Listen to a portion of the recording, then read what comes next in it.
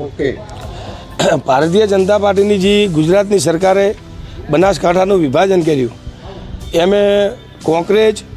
દીવદર, ધોનેરા અને બાબર લગભગ 1.5 મહિનાથી 3 તાલુકાને જે આંદોલન ચાલતું હતું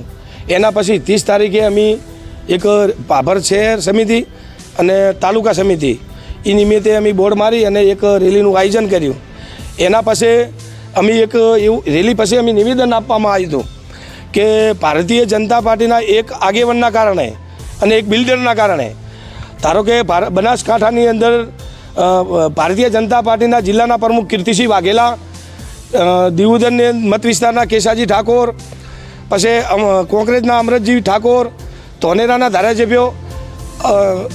અને બધા જ ધારાસભ્યો, એની પછી અમારા લોકલાડીલા MP જ્ઞાનીબેન ઠાકોર વિશ્વાસમાં કોઈને પણ લેવામાં આવ્યા નહીં એક આગેવાનના કારણે. એની પછી અમે નિવેદન આપ્યું અને કલેક્ટર સાહેબને હું ખૂબ ખૂબ અભિનંદન આપું છું કે એમની 3 દિવસની 4 તાલુકાને અહીંયાની કે ભાઈ તમે તમારા મંતવ્ય રજૂ કરો. એટલે અમે 3 દિવસની અંદર બાબર તાલુકો અને બાબર શહેર મારા મત વિસ્તારને હું ખૂબ ખૂબ અભિનંદન પાઠવું છું કે અમારા ઓગળ જિલ્લા માટે અમારી જોડે આગેવાનની જોડે 10,000 અમારી ભાઈ અરજીઓ આવી છે. અને બીજું હું એક કહેવા માગું છું કે બાબર તાલુકો